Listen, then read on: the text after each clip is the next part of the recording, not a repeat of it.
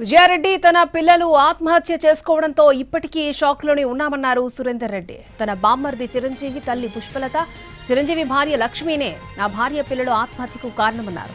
వారు చనిపోయిన 25 రోజులకి ఆస్తుల కోసం తనను బెదిరించారని అన్నారు.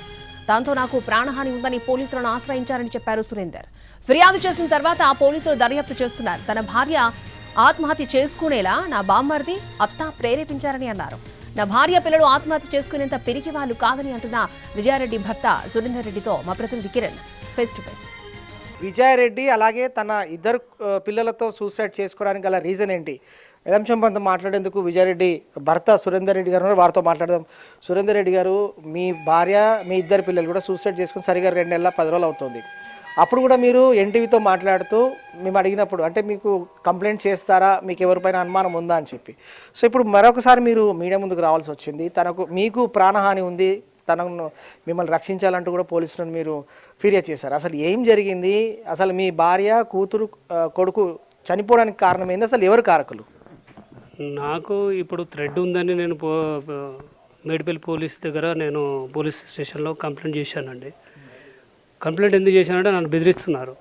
లోకల్ లీడర్స్ తోటి ఫోన్ చేపిస్తున్నారు, మళ్ళీ వాళ్ళు డైరెక్ట్ బెదిరిస్తున్నారు థ్రెడ్ ఉందని. ఎందుకు డౌట్ వచ్చింది నాకు అంటే వీళ్ళ మీద, అంటే మా అత్తయ్య పుష్ప, చిరంజీవి, బొమ్మడిది పిల్లలు లక్ష్మి, ముగ్గురు ఎందుకు డౌట్ వచ్చిందంటే నేను దుబాయ్ నుంచి వచ్చిన తర్వాత అక్కడి నుంచే ఫోన్ చేశాను, ఇక్కడనే చెంగచెర్లో దహనం చేయమని అంటే వాళ్ళు ఓకే అన్నారు. తర్వాత మా మమ్మీ వాళ్ళతోటి చెప్పేసి వాళ్ళు బీబీనార్ పంపించేశారు. మీ పిల్లలు మీరు తీసుకుపోండి, మీ పిల్లలు తీసుకుపోండి. వీళ్ళు తీసుకెళ్ళిపోయినప్పుడు నాకు చిన్న డౌట్ ఏంటంటే ఈ అన్నిటికీ కారణం ఎవరు అని అనుకొని ఫస్ట్ ఈ బీబీనార్ తీసుకెళ్ళిన తర్వాత వీళ్ళు 3 గంటల సేపు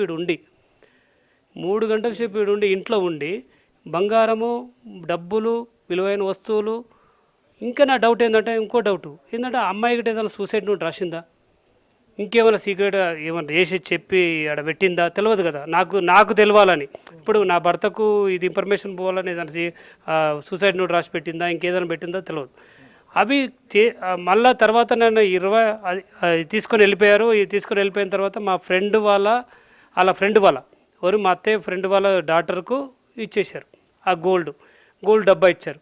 అది నేను తర్వాత అడిగిన తర్వాత అన్న నేను కరెక్టే అన్న, నేను తీసుకున్నాను, మళ్ళీ నేను మీరు కాశీకెళ్ళి వచ్చినాక ఇచ్చినాను అన్న అని చెప్పింది. ఓకే, అక్కడ కన్ఫర్మ్ అయిపోయింది. అంటే వీళ్ళు 3 గంటల సేపు ఉండి ఏదో చేశారు, చేయకుండా ఉండలే.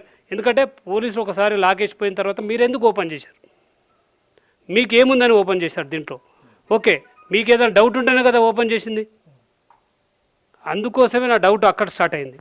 ఓకే, 25 డేస్ దాకా నాకు ఈ చిన్న డౌట్స్ రాలే. 25 డేస్ తర్వాత ఆమె ఒకరోజు కూర్చోబెట్టి అమ్మ నాకు డాక్యుమెంట్స్ కావాలి, నేను లీగల్ ఎయిర్ అప్లై చేసుకుంటాను, డాక్యుమెంట్స్ కావాలంటే నేను ఇద్దరం పోయి బొమ్మడి దగ్గర సెటిల్మెంట్ చేసుకోవాలి అన్నది. సెటిల్మెంట్ ఏందమ్మా అని అడిగాను. సెటిల్మెంట్ అంటే అర్థమవుతలేదంటే నువ్వు 70 లక్షలు ఇవ్వాలి. 70 లక్షలు నేను ఎందుకు ఇస్తా?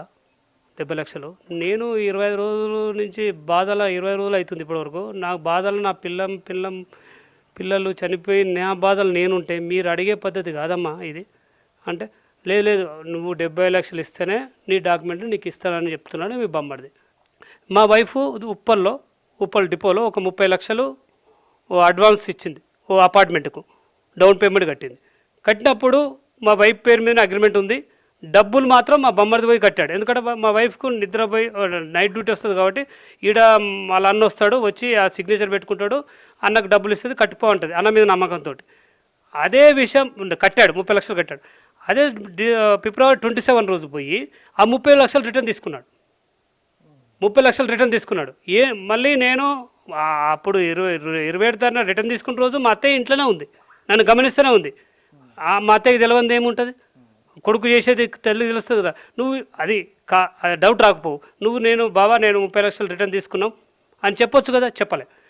అంటే ఈ డబ్బులు తీసుకొని ఆ 30 లక్షలు తీసుకొని అందరికీ తాపించుడు, తినిపించుడు, నా మీద ఎలిగేషన్ చేపియడం, ఎవరెవరికి ఎంతెంత ఏందో అంతంత ముట్టు చేస్తున్నాడు. ఈ ప్రెషర్ పెడుతున్నాడు. అందరికీ ఫోన్ చేసి నీకు ఎంత సెటిల్మెంట్ చేయి, నీకు 5 లక్షలు ఇస్తా, 2 లక్షలు ఇస్తా, 3 లక్షలు ఇస్తా, వాళ్ళకు ఆఫర్ ఇస్తున్నాడు.